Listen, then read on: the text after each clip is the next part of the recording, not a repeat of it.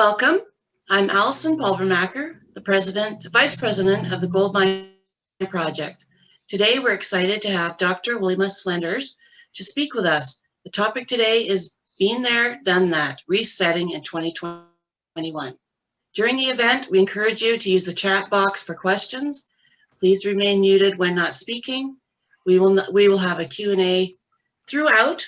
You can ask questions throughout, but just please, respect our talk. I first met Dr. Wilma in 2017 at a networking event at Resource YYC in their old location. We had a great conversation, and now I'm proud to present Dr. Wilma Slenders, who believes that people are infinitely capable. She's the founder and owner of Transcend Management Advisors Inc, a firm that helps leaders, their teams, and their companies perform better, grow faster, and achieve more. Dr. Wilma is a respectful disruptor, challenging others to see things from different perspectives to uncover opportunities that are not readily available. At the end of the session, I will announce the next sessions coming up. And here we go, Dr. Wilma Slenders. All right, thanks so much, Allison. And I'm very happy to be here today.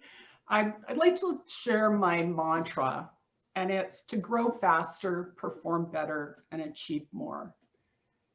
Been there, done that refers to all of us. We've searched for jobs before, we failed, we've succeeded, and sometimes we've repeated the same old actions time and time again. The start of the year, now we're at the end of January, is a really good time for us to reflect, review, and reset. My goal is to challenge your thinking related to the work world and your job search. I encourage you to participate, so as much as possible with this kind of format, by asking questions, making comments in the chat box. And I have a number of polls that I'm going to ask you to participate in. So I'm going to share my screen at this time, and we are going to go through a presentation. I always like creating a presentation just because it helps me focus my mind. 2020 in itself was a reset. The world changed significantly, but we know the world changes every day, every month, and every year. But 2020 was different. We experienced a global pandemic that many of us thought would be over in a number of months, but still continues and likely will for another year. For the past 6 years here in Alberta, we've been dealing with a continuous economic downturn, and our resource sector continues to be under attack. The COVID crisis has changed how we work, how we socialize, and how we think about the future. It's also changed how people look for work. The things that we used to do that worked no longer do, and new attitudes and approaches are important. We need to challenge our own thinking about how to navigate the uncertain future. I, for one, choose to navigate it with optimism and positivity. So let's go to 2021. Here we are, January 2021. What's going to be different? Is it going to be a continuation of 2020? Or will we embrace the possibilities and opportunities that exist? So many things have progressed quickly, so working from home, technology use, but many others have regressed. I heard on a webinar yesterday that the pandemic has set back gender equity efforts by 50 years. You didn't hear me incorrectly, 50 years, as women have been hit hardest by the COVID-19 crisis. I also learned yesterday that over 32% of companies are replacing full-time jobs with contingent workers to maintain flexibility and cost. You've got to wonder, what does that mean for people who are looking for jobs? We know that workplaces are changing, and so must we as people. Statistics estimated that by 2030, 50% of the total workforce will be self-employed. I'm a self-employed person.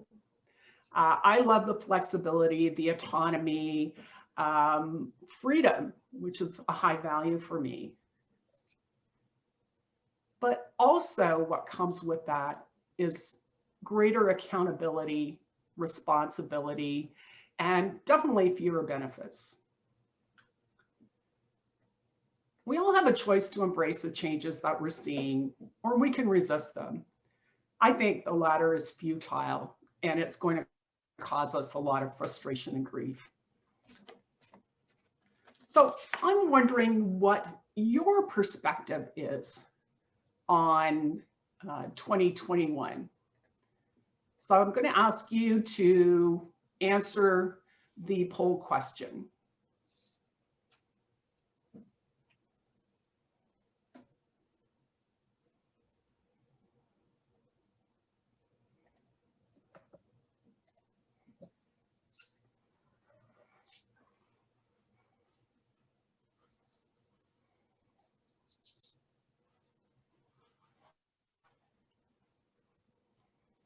Okay, so most of you answered. So I'm going to end the polling.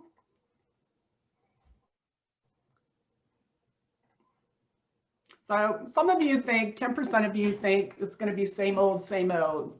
Basically, hit repeat on 2020. 70% of you think there are some new possibilities, and 27% say, bring it on, I'm ready. I'm in the latter category. I'm really thinking that it's time to bring it on. I had thought that 2020 was going to be my best year ever. That proved not to be the case. In fact, it probably was the worst year ever for my business. But 2021, I've changed my attitude. I've stopped waiting for things to be different. And I've embraced the uncertainty that I know is going to continue. So I love this quote from Abraham Lincoln. The best way to predict the future is to create it. I have always believed this. And I think that it's really served me well. And perhaps it might serve you well. So this presentation is not about me, but it is about some of the things that I found that have worked for me that potentially might be a benefit to you. So today, we're going to talk about key workforce trends. This is an area of interest for me. I've done quite a lot of investigation and research on it, and I've started speaking more about workforce trends. We'll talk a little bit about opportunities that are created by those trends, attitudes that I think will serve us well in the future, and some tips, 13 tips, in fact, for looking for new opportunities. And some of these you'll probably already be doing, some of them might be new, but what I really want to do is challenge you to think of doing things differently in 2021. So I'm going to ask you to go to www.menti.com, put in this code, and I'd like you to, in the poll, indicate what you think are the key trends impacting the workplace in 2021.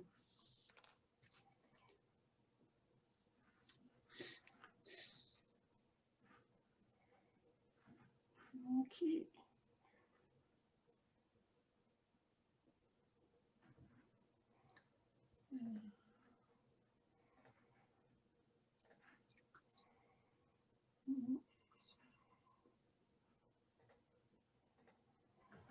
All right, now I just need to get there.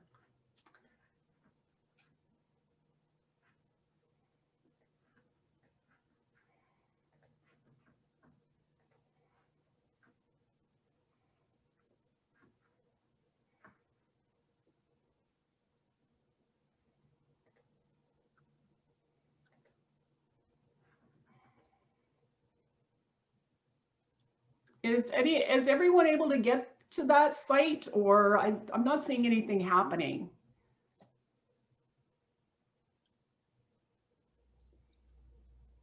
Wilma, Yep. It's taking us to a different question. What are you taking away from this workshop?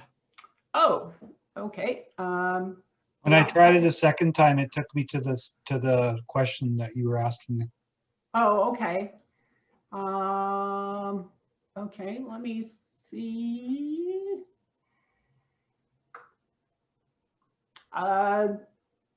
Did it come up now? It came up for me. I just had to click twice. Okay, all right. So we're getting a few answers. Can you put the code back up? I'll try it again. Oh, sure. 9636314. Okay, I got it. What do you think the trends impacted the workplace and workforce? Yes. Okay, good. Exactly. Can you see my screen? Yeah. With that, all the words coming up now? Yes. Perfect. I've got dual monitors, and sometimes I'm not really sure if it's showing up for other people.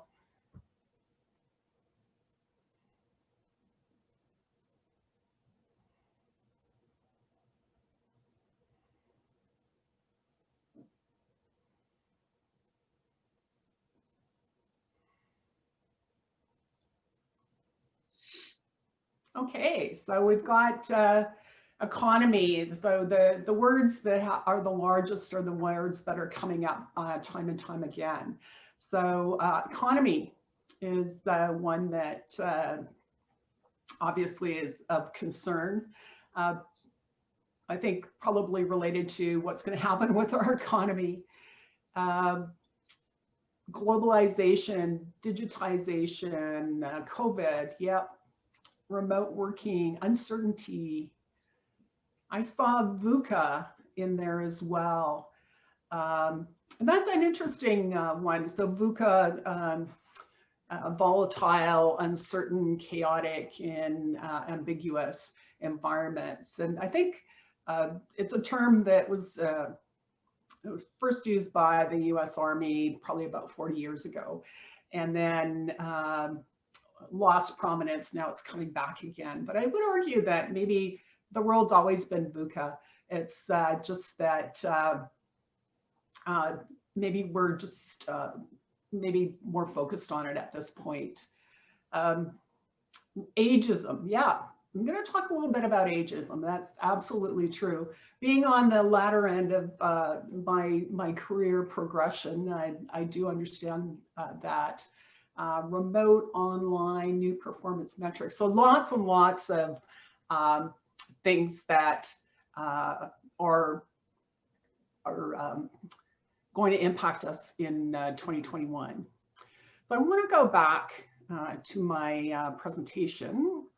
And I will, are you back? Can you see my presentation again? Yep. Good, all right. So you've identified, I think, probably most of the key trends. So when I did my research, I found that there were 6 key trends. We're going to talk about only 4 today. And and I'm going to go into detail, a little bit more detail on all of these. So artificial intelligence and technology. So we've seen already this year the increased use of technology. And artificial intelligence, machine learning is growing quite quickly as well. The number one trend identified by CEOs and employees across all levels of an organization is artificial intelligence and technology. And certainly the pace of technology adoption will increase. We have new technologies that are constantly emerging. And some of these are the Internet of Things, blockchain, et cetera. I'll get into that in a bit more. Change. I've heard it said that the pace of change today will be the slowest that it will ever be. So every day we see more and more change being thrown at us, being imposed on us. There's a changing talent landscape. So baby boomer retirement, different generations in the workforce, globalization, world's getting smaller and it's getting bigger at the same time. Purpose and meaning. We're seeing newer generations in the workforce really wanting to have purpose and meaning in their lives. And that also translates to purpose and meaning in the work they do. Morality, ethics, and transparency is something that we're seeing more and more focus on. Not sure morality, ethics, and transparency is increasing. It's just that I think we're seeing that quite a lot in terms of what people are looking at in society. So artificial intelligence and technology. I've talked a little bit about the pace of its adoption and new technologies. I think many of us, including me, before I started looking into this, don't really have an understanding of the extent to which technology actually impacts our lives, because a lot of it's in the background. And so what I've learned recently, so virtual reality is a new technology. It's being used to help employees practice empathy and conflict resolution. And what they do is they put leaders and employees into subversive virtual situations in order to learn those skills. So if you think about that, how do we used to learn those skills? Well, we learn them in our socialization processes. We took training courses, perhaps at university or at our workplace. But now technology can do that. And you might say, well, this sounds like very futuristic. Well, Walmart's already doing it. So we know it's already going on. Blockchain is built on transparent systems. And so some of the push towards greater transparency in organizations is related, I think, and linked to greater transparency in transactions. We're also seeing wearable technology, encryption, humanoid robots. And from my perspective, the jury's out on whether or not technology will eliminate jobs or create new jobs. And I think it's actually a little bit of both. So we've seen roles that have been automated, but where employee roles haven't been cut. And so that was an example was with McDonald's when they implemented their kiosk system. But we've also seen roles that technology has replaced. Personally, I think that the hardest hit group in organizations is going to be the managerial level. And so if you think about managers' responsibilities, typically it's controlling, monitoring, measuring, directing. Those kind of roles can easily be done and assumed by technology. And so I think that's something that we need to think about in terms of where we put our focus in terms of our job search. So I have another poll for you. I'm curious about how you would rate your technology skills.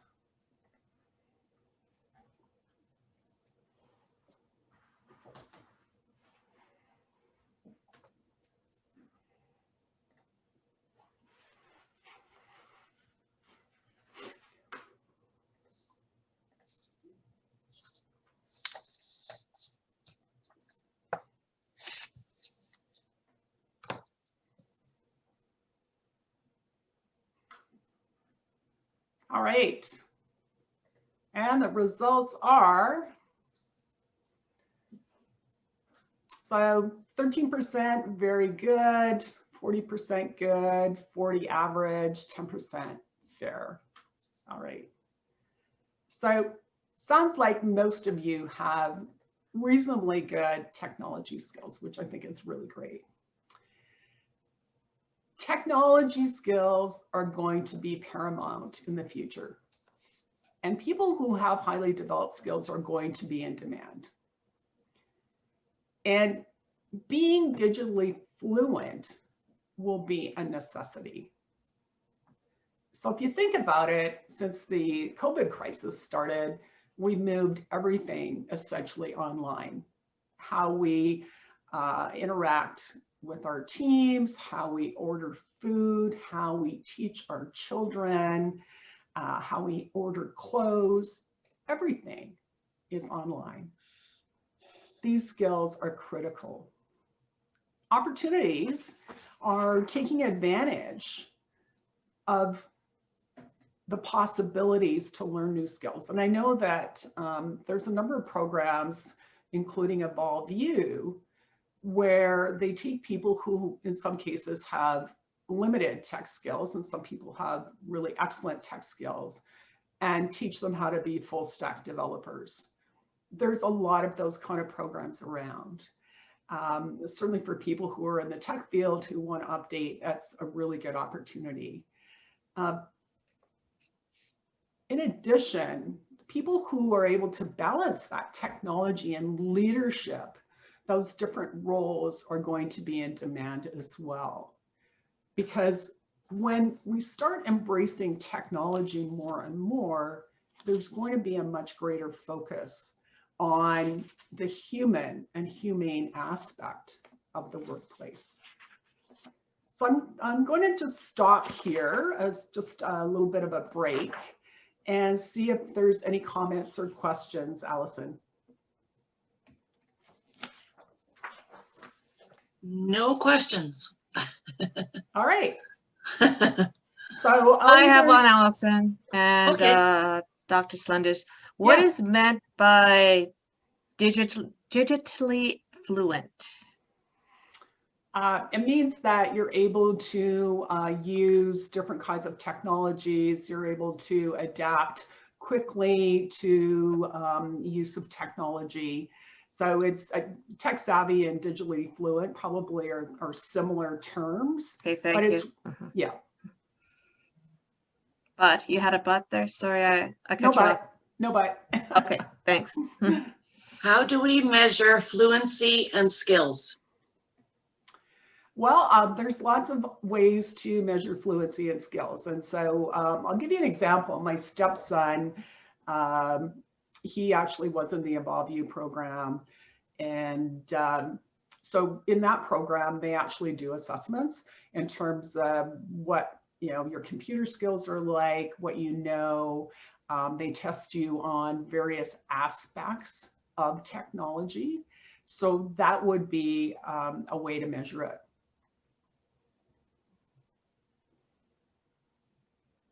Okay. Are you talking about being about to undertake programming? For those assessments, in that case, yes. So that example would be yes.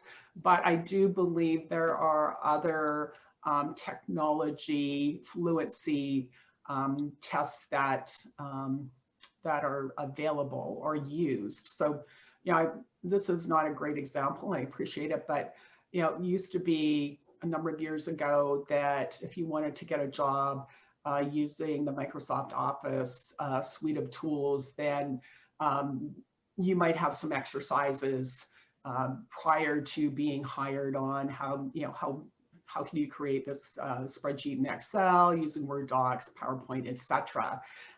So my understanding is there are similar tools for various technology situations. Do you think human touch points will be more valuable than tech skills as tech increases in life? I think they will both be very important. I do think that with the shift to greater use of technology, there will be greater emphasis in the workplace on the human aspect. And so people who are really good project managers, for instance, usually use project management tools to to do their work. But if that's automated by technology in some way, then what's that person's role going to be? And I think it's going to be more of a change leader and keeping that human aspect in organizations. So I'm not sure if I answered the question. I think there's a balance though. Okay, that's it for questions so far. All right, great. So we're going to move on to change, our favorite topic. Change was identified by CEOs and leaders as the second most important trend that's impacting us. The only constant is change, and disruption can come from anywhere. And so before we get into the opportunities, how would you rate your change agility?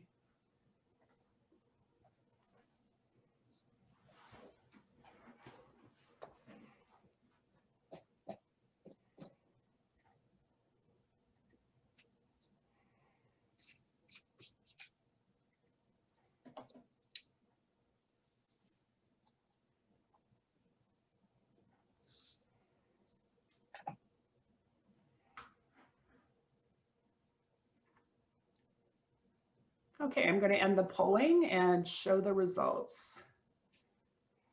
So most of you say that your change agility is good to very good. A few people said fair to average. So one thing we know about the future is that uncertainty is not going to go away.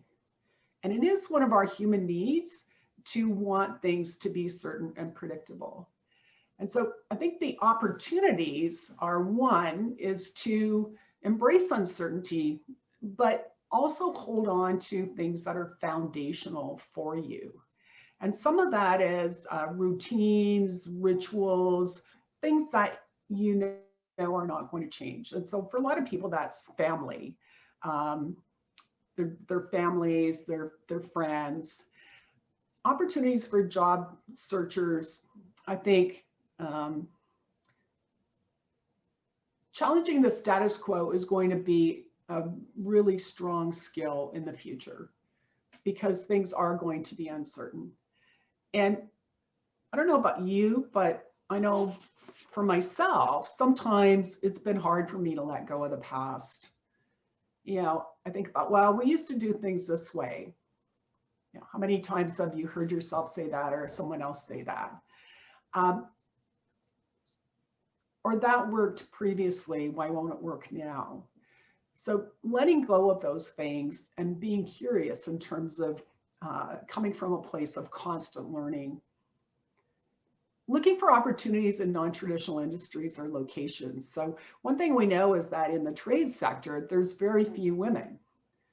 In the transportation sector, there's very few women. So are those opportunities actually to seek out something different?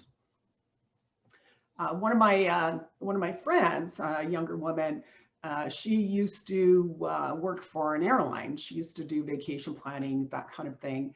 And now she's driving one of those giant machines on the Trans-Canada Highway, Happy Valley interchange, roadwork construction.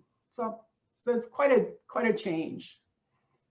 Make sure that you're in tune with the trends of what's going on. And certainly change management skills currently are in huge demand and are going to continue to be in demand. And so some of change management skills can be easily acquired in terms of training programs. And oftentimes, and this has been my experience based on being a change management professional for many years, is that in many cases, you don't even really need a lot of experience as a change management practitioner to get a job or get a role in that space. I'm going to move on to challenging talent landscape, but I'm curious, Allison, any comments or questions related to change? Nothing written down. All right, okay.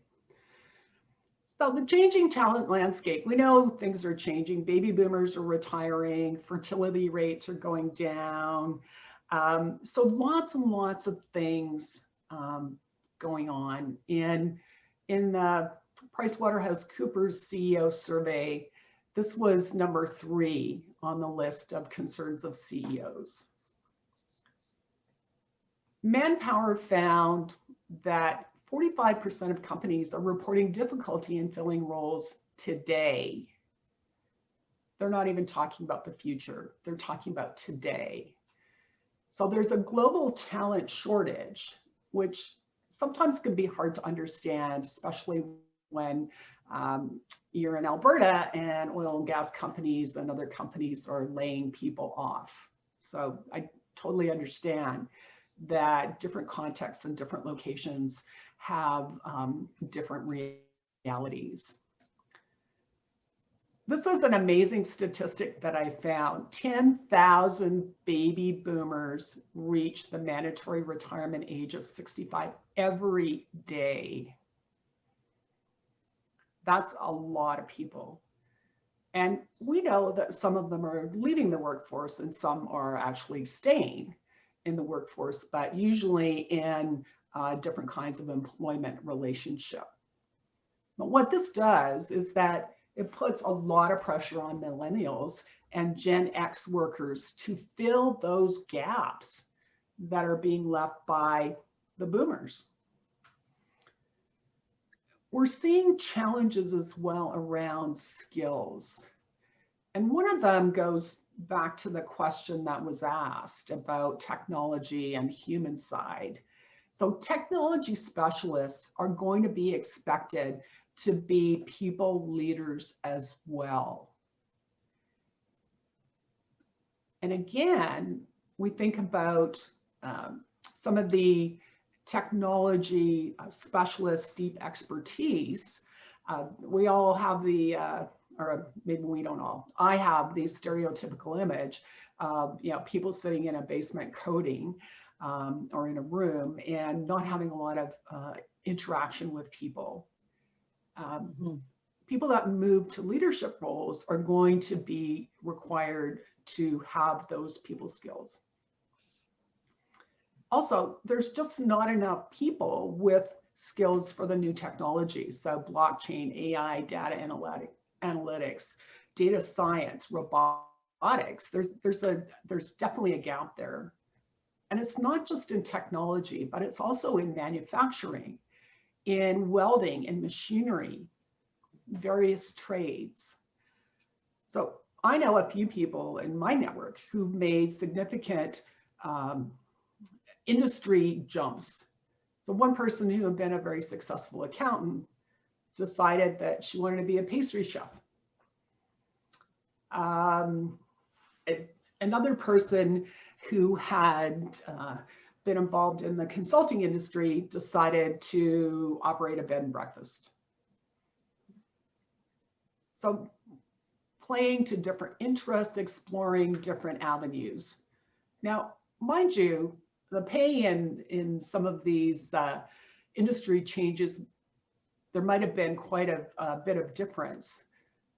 But going back to the comment about purpose and meaning, what is your purpose and meaning? And where can you best serve yourself and others? Cognitive diversity. So diversity in general is going to be important. And so diversity of age, location, country of origin, gender, cognitive diversity, all of people who bring diverse perspectives are going to help companies grow.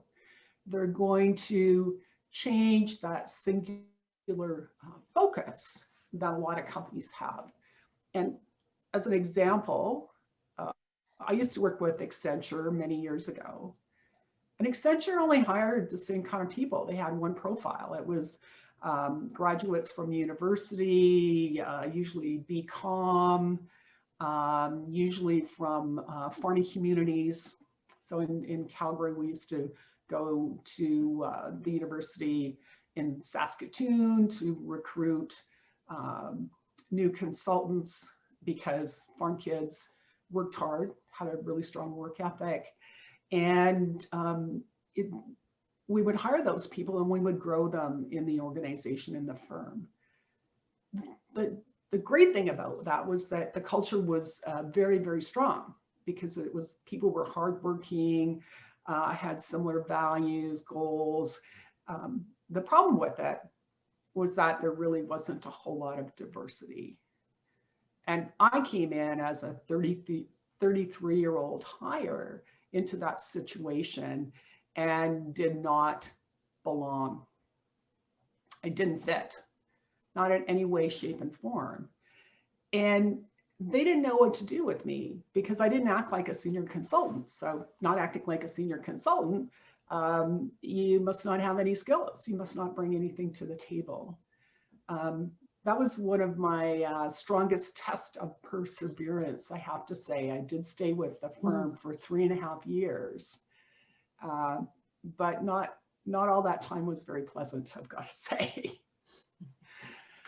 So in terms of opportunities,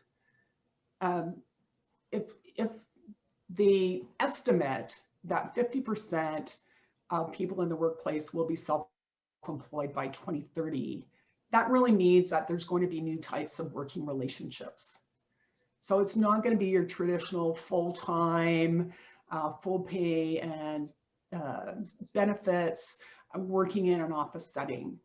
That's I believe that's no longer going to be the norm in the future. What it also means is that we all need to take responsibility for our own development. And lots of times I've talked with people and they rely on professional development opportunities to be provided by the organization. I'm not seeing that so much anymore, even with high potentials. So if you want to advance, then it's your accountability to get the skills and the training that you need. International skills are going to be prized. So people who have worked internationally or in cross-cultural environments bring that diversity that's needed. And quite frankly, I mean, our Canadian society is quite diverse. If you look at organizations and the leaders in top roles, you don't see a lot of diversity. You don't see a lot of women. You don't see a lot of Black people. You don't see that cultural diversity that really should be reflective of our Canadian population. Leadership, there's lots of surveys that say that millennials and Gen X leaders don't feel that they're getting the leadership training. They're not prepared for leadership. And so what does that mean? Well, it probably means that people who are at the tail end of their careers still have a role in organizations to be mentors and advisors and teachers. I think I've talked already about non-traditional roles and pursuing opportunities to learn new things. So one thing about the COVID crisis that I've noticed is various universities are making their online training open to the public and available for free. So why wouldn't you take advantage of that? Mm-hmm. I know I have.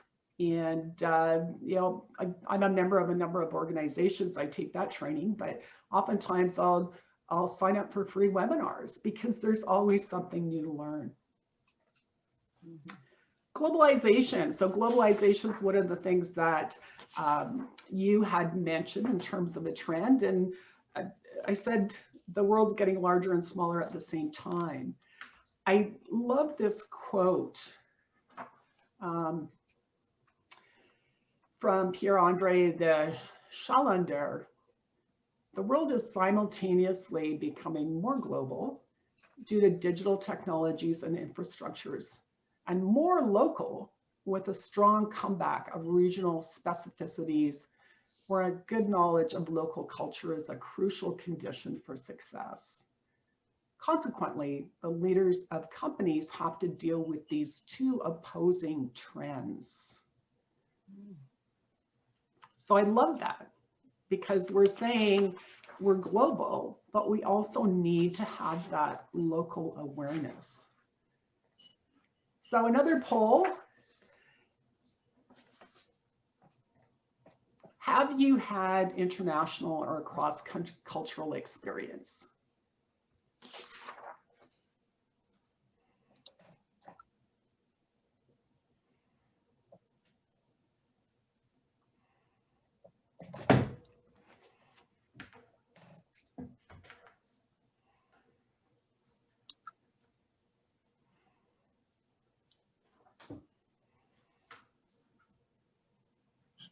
Okay. So it looks like many of you, almost 3/4 of you, have had cross-cultural experience or international experience.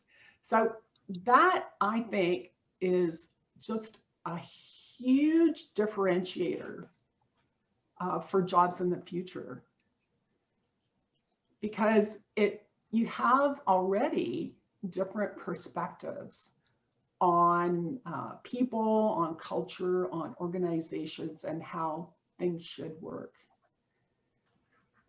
So if you're not highlighting that in your resume, I think you should be doing it. So here are the opportunities, big picture perspective, showcase that international cross-cultural work. But there will be that need also to relate the experience locally. So how does this apply in the local environment?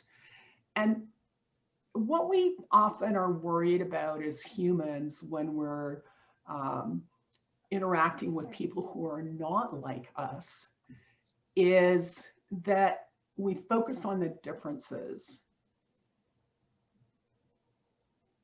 where it would serve us better if we actually focused on the commonality and the sharing. So I'm a big believer in that. At a human level, we're all fundamentally pretty darn similar. Mm-hmm. So these are the trends, the key trends. Some of them you had identified. I only really want to talk about these 4, but there certainly are a lot of other trends that are going to impact the workplace. Would you like to take a couple questions? I before would. you move on? I was Okay. just going to ask you. How much of the talent shortage would you attribute to millennials and Gen Zs not wanting to work for most traditional hierarchical driven organizations? Wow, I think that's a bit of a loaded question with the traditional hierarchical. You know, I can sense value judgment in there, which I would probably agree with. I think that certainly factors into it. And so I guess my response to that is that just like as humans, we need to change, we need to adapt to change. Organizations absolutely are going to need to adapt to change. And some of what worked for baby boomers, I'm just going to use that term because everybody knows what it means. what worked for baby boomers is not going to work necessarily for younger generations. And so when we start seeing that turnover of the senior leaders who are in that age demographic, I think we may start seeing some differences in terms of how organizations function.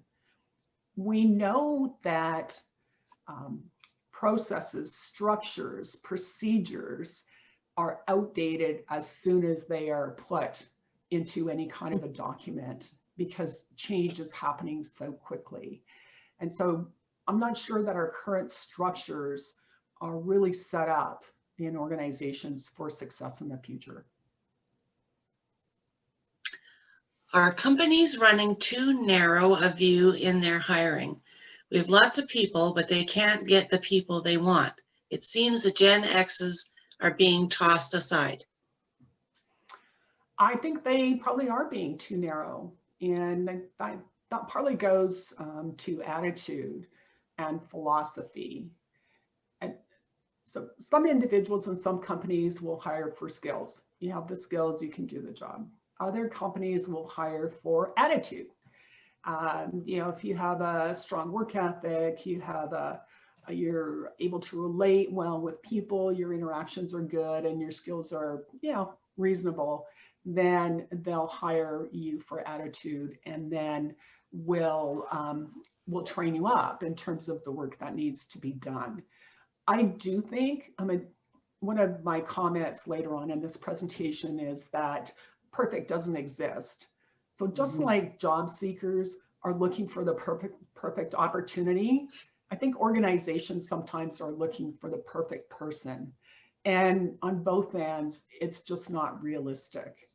And so when we have very tightly defined role definitions and systems like ATS systems that are searching for certain kinds of words, I think a lot of people who could be successful in the role are screened out. And that's the last question. All right. So now I'm going to talk a little bit about attitudes and mindsets. So I love this Brian Tracy quote: "You cannot control what happens to you, but you can control your attitude toward what happens to you. And in that, you will be mastering change rather than allowing it to master you." And I have to admit, personally, I've allowed change to master me too many times. And it wasn't until I personally changed my attitude about change and what I can control and what I couldn't control that really made a difference in terms of things that started happening for me, relationships that I started creating, connections. It really made a difference. So I would ask you to reflect on your own attitude in terms of change, and are you embracing it or are you resisting it and hoping things are going to go back to quote unquote normal. Mindsets that I believe are important moving into the future are limitless possibilities. I believe people are infinitely capable. I also believe there are limitless possibilities. Sometimes they are very well hidden. And sometimes it takes a lot of risk and uncertainty to pursue them. But they are there. So even in this COVID crisis, there are companies and people who are thriving. There are also companies and people that aren't. So the people that are and the companies that are have taken advantage of the opportunities that are presented. Optimism. I think being positive is very important. I'm not the most positive person in the world. I never have been. I didn't grow up in a positive family, lots of baggage there. But optimism is a conscious choice. And personally, I've made that choice to be positive and optimistic. That doesn't mean I don't get down, doesn't mean that sometimes I feel like an imposter, doesn't mean any of those things, because that's part of our natural journey as people, as humans. But I choose to be optimistic and have developed mechanisms and ways for me to stay there. I'm not talking about persistent positivism, which some people have. You ask them how they are and they say happy, happy, happy, even though you know they're not. So I'm not talking about that, not persistent positivity. I'm talking about actually feeling your feelings, but really trying to look at the positive of every situation. Being of service. Service is a key value for me. And I like to be of service to my clients, to my friends, to my family, even to people I don't know. And it's just part of my being. And I think when you are of service, people will actually respond and they will help you as well. Being change agile, just a necessity. Balance. We all need to establish some form of balance. And so we can, I've got clients who work 70 hours a week and still have a really good personal life. Not everybody can do that. Not everybody makes that choice. I think we need to do the things that will help us keep that balance. So not just be fully focused on trying to find a job and neglecting family, connections, exercise, eating healthy, that kind of thing. Curiosity. I used to be a highly judgmental person. I will acknowledge that. I've tried to control that. I think taking my coaching program really helped me with that in terms of being more curious and exploring, goes back to exploring the possibilities. Well, what if, someone who's age 65 could actually get this entry-level job? What if? Maybe that could happen. Why not? Why not me? So with the imposter syndrome, which again, I suffer from time to time, I have to change my mindset to why not me? Why couldn't I do that? Instead of, no, I couldn't do it. And perseverance, so job search, anything really, anything that's worthwhile, it's that sticking to it and having that focus that's going to help us achieve those goals. Some don'ts.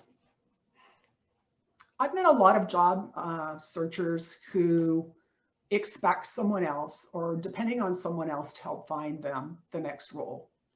So they've got this really great recruiter who they know, or somebody else, their friend's going to help get them a job, and they're just relying on it. So sometimes they become immobile in terms of not moving forward, too much reliance. Inevitably, many of those promises aren't realized. Personally, I tend to pretend everything's okay when it's not.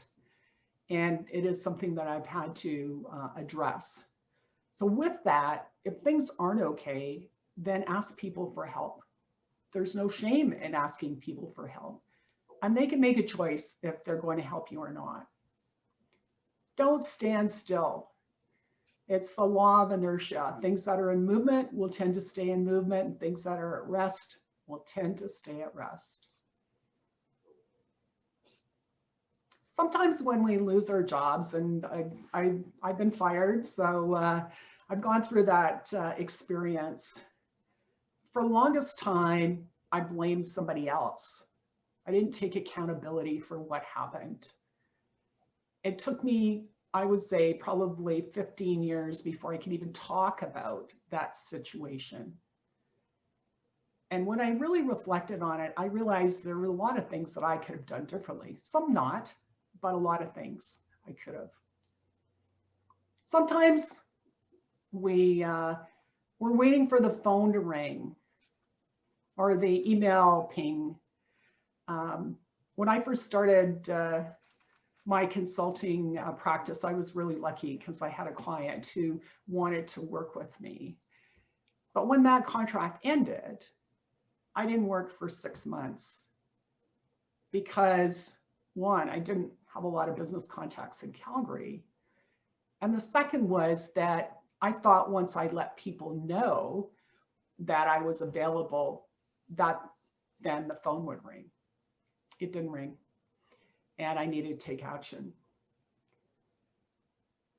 When we're down, sometimes we feel the need to hang out with people who are in the same situation as us. And I've seen that with job search groups. People get together and they talk about how bad the market is and not about positivity. So, you know what, they're support groups and they're supporting each other, but they're not supporting each other in a positive way that's going to help people.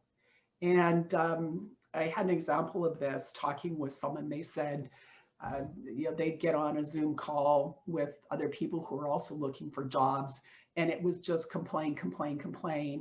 And then this individual decided that had sent an email to the group saying, you know what, I like you guys, but I just can't hang out with you anymore. And the group said, yeah, we understand. So the group understood what they were doing, that they chose not to change their focus. And waiting for the world to come to you. Even if you're the best full stack developer, or you're the best consultant, or you're the best HR professional, the world's probably not going to come to you because the world has so many people in it that it doesn't even know about you. And so that's where the creating visibility, making connections, all of those things are super important. So I'll stop there. Allison, any comments or questions? You're on mute. Thought I hit it right, but I didn't.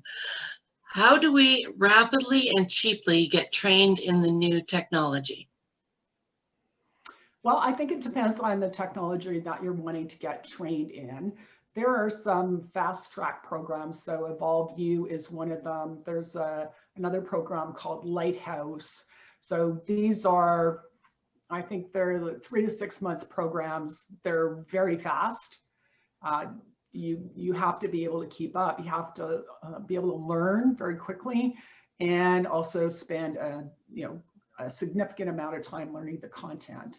But there are certainly programs like that. There's Udemy courses. There's various different ways. One technology doesn't fit all, so one answer doesn't fit all in terms of this particular question either, unfortunately. And sometimes you can watch and they'll have like a Python training day just to see if that's something you're interested in, that they could also point you onto more directions. Yes, absolutely. That's another way. Yes, and going to, let's say, SATE, they've got career counselors there. You can set up a free consultation and they can help you decide if some of their courses are will be suitable. So, I think there's lots of different avenues. And the library, there's so many courses you can take through there that are free. lynda.com through the library. There's a lot of free courses you can take. Absolutely. And that's it for questions so far. All right, so I'm going to go to my 13 tips. And these are not the only tips. These are the ones that I thought likely would be relevant. So things have changed, and they've changed significantly. Things change all the time, but I think 2020 really was so much change that, I say the world turned upside down. I'm not sure it did, but it kind of feels that way. So the way that we used to look for jobs has changed. So I think about when I first was in the workforce, you'd have a newspaper. You go to the newspaper, there'd be ads in the newspaper. They'd be small ads. You put together your resume and cover letter, you put it in an envelope, put a stamp on, sent it off. You may or may not get a call back, right? I mean, think about that. That's not that long ago. So even looking for jobs is very different, right? We go on to Indeed or one of the other job sites, you know, click on a description, upload our resume and cover letter, and there we go. A lot quicker, a lot more efficient. I don't think necessarily it's that much more effective. But what's also changed is the type of candidates that companies are looking for. Recruiting processes have changed, work conditions have changed. And we need to accept that what used to work for us may not work for us now. And I'll give you an example. One of my clients, she changed industries from oil and gas to municipal government. So it's quite an interesting industry change.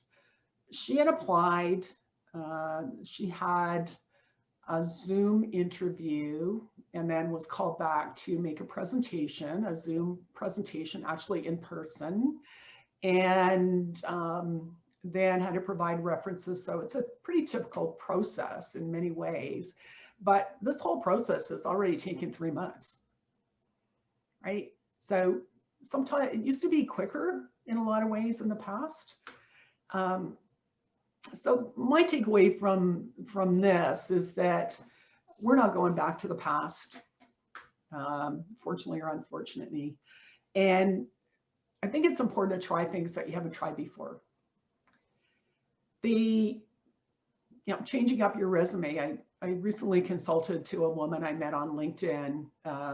She asked me to do a resume review. It's not something I normally do. It's not really my skill set, but I wanted to be of service. And I thought, oh, I can do a couple of resume reviews. So she's a writer. She's a food writer, passions food. She sent me her resume. It was boring.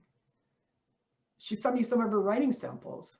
They were really interesting, but her resume was boring. I said, like, you got to incorporate some of your storytelling into your resume, because boy, you just sound like everybody else who's a writer. So, thinking about that and looking at your materials very critically in terms of ways to improve them or have other people look at them.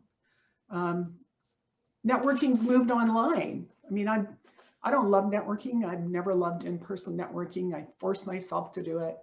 And I usually had a goal, meet 5 new people and I'm out of here or whatever. And so I didn't have to stay the whole time. So there's lots of now networking online opportunities to take advantage of, and you can participate to the extent that you want. Leverage your network and others. Relationships are key to everything we do in life. Sometimes people forget that. And so this is where, having a presence and profile on LinkedIn, but not just looking at it like a job search site. Post some things, ask some questions, comment on other people's posts, create some activity and visibility. Just really, really important. I know personally, I've really upped my LinkedIn presence since October when I started my rebrand, and it's really reaped great results. So I've had a number of Zoom calls with people. We've found some opportunities to work together, creating that, but like going in once a week and liking a few posts, it's not really going to be all that helpful. Contacting people that you know. So oftentimes we're afraid to ask for help. Ask people for help. If they don't want help, they'll tell you. I find most people are willing to help in some way, as long as you don't make the ask too big. So I had someone contact me and said, oh, I know that, I see that Bob Sartor, who's the CEO at the Calgary International Airport Authority, and you've done some work with them. I said, yes. So I'd like you to introduce me. I'm like, say what? well, the key to introduce me is like, well, I don't really even know who you are. I don't know why you want to talk to him. And, you know, this is a huge favor that you're asking, right? Because it's my reputation on the line when you talk to this person. So you have to remember that. I said, I can introduce you to some other people once you let me know what you are looking for, because he's probably not the right person to talk with anyway. You know, just, it's that reaching out, I think, is just really key. Don't be scared about it. If someone says no or they don't respond, move on. It's not a personal slight. And I find sometimes people see it that way, right? Oh, all of a sudden, you know, someone didn't respond, so now I'm taking it personally. You can't. Know what makes you different. This is one of the key things that I find that people don't know. It's like the writer. What makes you different from every other writer? And most people are not able to articulate the value they add, what makes them special, and why the organization should hire them. You need to be able to articulate that, because if you don't know, they're not going to figure it out, unfortunately. And so take some time, ask your friends. I mean, I have a 6-question process that I use every couple of years with friends and colleagues and clients, saying things like, what do you think are my strengths? What do you think I'm known for? What do you think you know, I should let go? Where should I focus? Those kind of questions. And I get some really good responses. And I've taken action on those. So it's not just about how you see yourself, but it's about how other people see you. Lots of times we give up too soon. And patience is really important. So with these kind of times that we're living in, we can see processes for hiring are taking longer and longer. Lots of obstacles, setups, you know, remote communication is not as efficient, people working from home, all of that kind of stuff. So it's probably going to take 3 to 5 months minimum, is my guess, to find a new job. I have a connection on LinkedIn that searched for a job for 2 years, sent out 1,000 resumes, got 3 interviews, and finally landed a job 2.5 years later. It's hard to be patient in those kind of situations. I totally get. But again, he persevered, and he's got his name's Adam Katz. If anyone's interested, he writes a lot on job search, and he talks about his story. And he used to apply to a lot of online ads with basically no success. And so he changed his approach, and he just started building connections and relationships, being active on LinkedIn, following up with people who added to his posts, etc. So creating relationships that way. Keep looking. Sometimes we give up too soon. And even if the companies that you're working for aren't hiring or put things on hold, you need to keep looking. Even if you've got interviews lined up. Excuse me for just a minute.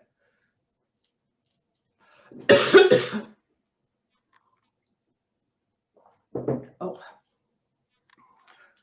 sorry, I think I've been talking too much. So even if you have some interviews lined up, keep looking. Just because you have interviews lined up doesn't mean you're going to get one of those jobs. Sounds really negative. Should be thinking positive. I agree. But that's a reality. And if it takes 3 weeks to get a resume, or sorry, to get an interview, then you've wasted those 3 weeks. My experience is that an offer is not officially a job until you've signed a contract. I had an agreement with an organization that I would take on an interim maternity leave role for an organizational development director. We've been planning for that for 3 months. It was all set up. The day I went in to sign the contract, so I stopped looking, by the way, during that time. When I went in to sign the contract, they told me they decided they weren't going to go ahead because they're cutting jobs and that job was going to remain not filled. So that was a big wake up call for me, because I wasted 3 months, and then it took me another 3 months to find another contract.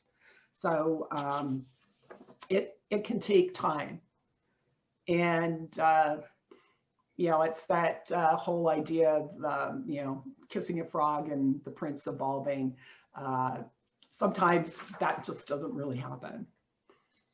Expanding your job search. The role that you were looking for previously may no longer be available at this time, or maybe that role changed. So consider looking more broadly. So one of my clients, he was in the marketing and business development area in residential construction. There's not that many jobs in Alberta or Calgary in that area. So he ended up taking a job in Victoria. So yeah, this is what he wanted to do, and that was what he needed to do in terms of providing for his family. Also being open to different roles that you're suited for. So sometimes, like I work with people who have said, well, you know, that job's too low for me. Like, I'm a project manager, so why would I take a job as a project coordinator? And you know what? I get it. I get your point. But if there aren't a lot of jobs around, maybe you get your foot in the door by being the project coordinator, and you can move up to a project manager role within a short amount of time. And again, that happened with a client who had been a director at a telecommunications company. And she wanted a project manager role after being out of the workforce. And she was having a hard time. I said, well, why don't you take this project coordinator role? And she ended up doing that. And then within 6 months, she was a project manager. So you don't know what it's going to lead to, right? Well, we have a question that goes right along with what you were just talking about. Great. How do you feel about taking an interim job to bridge the gap while still looking for the right next role? And how long should you stay before jumping ship? Oh, wow. That's, I think that's a loaded question. I've taken interim jobs when I was between professional roles because it helped me with my self-worth. And personally, my opinion is that that can work really well, because most of us have a need to be busy. We need to be engaged in something that is meaningful and worthwhile. And so when we're looking for a job that can be meaningful and worthwhile, but we're not getting that same kind of stimulation. So I'm a big believer in taking interim jobs. And I think, you know, how long you stay, that really depends on so many different factors that I don't want to weigh in on that. But I'll give you an example. So I'm a coach and a consultant. I took an interim job many years ago as a supervisor of a telemarketing center for the Kidney Foundation. There were no jobs in Calgary at that time. Basically, I needed to earn a living, and I did that. I did not like that job. I really hated the job. But you know what? It taught me a whole lot about myself and about other people, and also about that world. So yeah, I think it definitely can be a possibility. I'm a possibility thinker. I will have conversations with people. I'll have meetings with people just because I want to explore the possibility. And sometimes, you know what, nothing happens. That's okay. And other times, you know what, it might lead to something better. And you don't know who you're going to meet in those kind of roles. So example, I was mentoring a young woman from Pakistan who has a master's degree in HR. And she was, they immigrated to Canada. And she was working a bridge job, a survival job, working as a receptionist at a body shop. So through CRIEC, we were matched up and we started having conversations. She wanted to get an HR job. And she was doing that as a bridge job, but she met clients there who said, oh, you know, what's your background? What did you used to do? And she said, well, I'm an HR professional. And so they offered to introduce her to people they knew in various different companies. And so, you know, again, the possibilities. Now, the interesting thing about this person is that she was very reluctant actually to follow up on these offers. And so that was something that the two of us had to work on. Anyway, just as an example. Okay. Any suggestions for the switch to employee to marketing yourself as a contractor? Okay, so I distinguish between a contractor and a consultant. So a contractor is a person, it's a pair of hands that the organization hires essentially to, you know, take the role of an employee or an employee role. And a consultant is not a pair of hands. They come in, they investigate, they strategize, etc. So I think marketing yourself as a contractor versus a consultant is very different. Contractors typically, certainly in the technology world, work through third-party organizations, right? You know, kind of informally called body shops.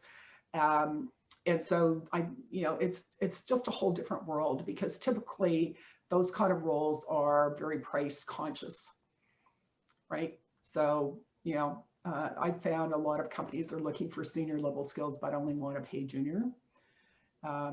So I think the, you know, it really depends on what you want to achieve. So some people are happy. You know, I know some people who, you know, they've been project managers for their whole lives. They've been contract project managers their whole lives and they love it and gives them what they need. So I think it really depends on what your goal is.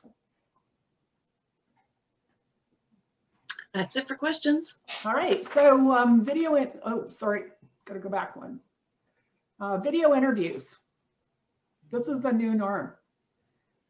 So are you comfortable being on camera and setting up your video feed and microphone? If not, figure it out, right? So are you dressed professionally? What does your background look like? I've had conversations with people and this is gonna be judgy, totally. And it was me, and I'm a coach and not a potential employer, who were in their pantry, sitting in their pantry. So, you know, I've got all their, you know, it's interesting to observe from an anthropological perspective, you know, what do people eat and all that kind of stuff. But, you know, it's a little too much information. So make sure it's professional, that you're comfortable in practice. So, you know, it's always a challenge making eye contact, but you've got to try and make eye contact. Don't look down, you know, position, make sure you've got it all set up. More is not better. So going back to my friend Adam Katz, who sent out 1,000 resumes, more was not better. It was really once he started to really focus on what he wanted that it made a difference. And so, you know, we, and I've done this too, is we use spray and pray, right? So basically shotgun approach, anything that we think might be somewhat of somewhat interest, and we're hoping that someone's going to respond. And, you know, it just doesn't work, right? When people are getting, companies are getting 400 resumes for an entry-level role, you know, that, like, how are you going to stand out? It's really challenging. So I think it's really focusing and creating those connections that are going to make a difference for you. So activity does not equal results. Consider options. So this goes back to the changing talent landscape, different kinds of working relationships. Best thing to do is have some options. And I think it's, you know, if you don't have options, you don't have choices, essentially. And I've seen people just take jobs, even though it wasn't the right job, because they felt they had to. And then 3 weeks later, the right job came along, but now they're committed. What do you do then? Because that's a really tough situation. So look at what your options are and try to negotiate. You know, one of the things that I find women do or don't do is negotiate. So this is highly generalized, I understand it. But men will apply for jobs that they have, you know, less than 50% of the qualifications for. And women will wait till they have 100% plus and then still wonder if they should. So, you know, something wrong with that picture. 3, 7, and 20. The rule of, so this is from neuroscience. In interviews and discussions, the rule of 3. People remember 3 points. Pick 3 key points that you're going to reinforce in the conversation. 3 points, the law of 3s. The rule of 7. Every 7 minutes, it's time to engage. And so then, you know, how to engage with the interviewer. Don't go 30 minutes and not engage. The rule of 20, after 20 minutes, our brains become full and we need to wrap things up. So what you want to do with this 3, 7, and 20 is you want to get the information that you're presenting to move from the interviewer's short-term memory to long-term memory. I should do a time check. I don't have a clock here. It's 1:21. Okay. All right. Well, I'm almost done, so that's great. All right. Maintaining positive habits. A lot of times we'll have this singular focus on finding a job, and then we forget about exercise, about health, about healthy foods. We overdrink, or at least I overdrink.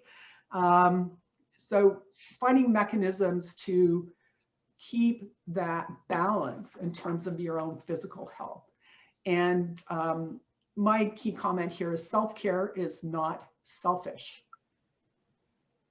It's important to take care of yourself. 10%. So 10% of the people, you know, want to help. My experience has been that when I've been looking for a job or contracts, work, is that it's not my closest friends and family that will help me. No. It's that next circle out. Because my family and friends know who I am, what I'm good at, what I'm not good at. They're not the right people to make those referrals. So capitalize on those first level connections, not the core connections. When people help, show your gratitude, say thank you. I always ask when I help people to let me know how things turned out. Most people don't.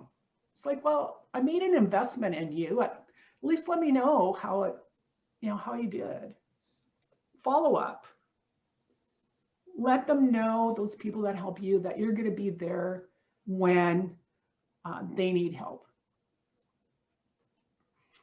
Never, ever, ever take that 10% for granted. If people offer assistance, follow up, take them up on it. So I'm going to make an offer to you, people on this call, or people who watch it later. Connect with me on LinkedIn. Send me an invitation connection. Say you listened to my presentation at the Goldmind project. I'm happy to connect. I want to make my network bigger. You should want to as well. The sad part of that, and maybe you'll be the anomaly, is that only about 10% of the people actually do that. Has been my experience. So I've offered before to meet with people for coffee when we could still do that. And everybody says, yeah, I want to connect, but they don't. So finally, don't give up. This whole process is going to be filled with failure, rejection, lots of negativity. And it's important not to let that negative energy make you give up or let it eat you up. So, you know, one of my term that my husband uses a lot is next. Okay, that didn't work out. Next. Really looking at it that way. And your ultimate success might come from a less than ideal situation. So think about, you know, exploring things that on the surface might not look that great, but actually take some time to investigate. So I would say never, ever give up. It's easy to give up. I've personally given up. But again, I made that choice to keep moving forward. Lots of people play at finding a job. Finding a job is a full-time job. Mhm. The 6 months that I did not work one day of paid work, I was talking to people. So having 3 meetings a day, attending strategic capability network events, meeting people. I had a goal, and for most of that time, I actually was able to do it. There weren't times when I was quite depressed, but certainly just pulling myself back out of that. And then one of those connections came through, and it wasn't the one that I thought would come through. It was someone totally different. So I'm going to have one more poll on Mentimeter. So you should be able to see this. So it's that same same site. I'm going to get out of, oh, come on.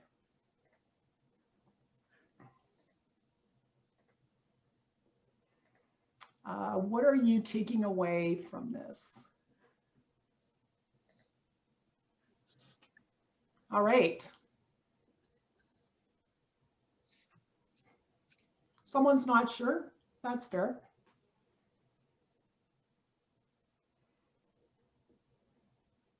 Courage. I love courage. Courage is one of my keywords for 2021. That's what's going to make a difference for me, is courage. And courage is making these kind of presentations, because I haven't done a lot of these in the past. This is something very important.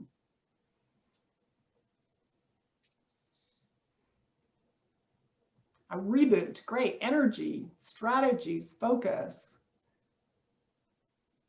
Reinforces what I heard before. Well, I think that's not necessarily a bad thing. I am not my age. I love that. Have faith. How to stand up, stand out. Yes. Empowered. Wonderful. I can share this with you later, Allison, if you like. Okay. All right. So going back to my presentation. All right, I have just one more slide. 4 key points. These are what I think are the key takeaways from my perspective. Understand your unique value. Perfect does not exist. Leverage your connections, the people you know, and don't give up. And this is me. This is a younger version of myself. I've got some new photos.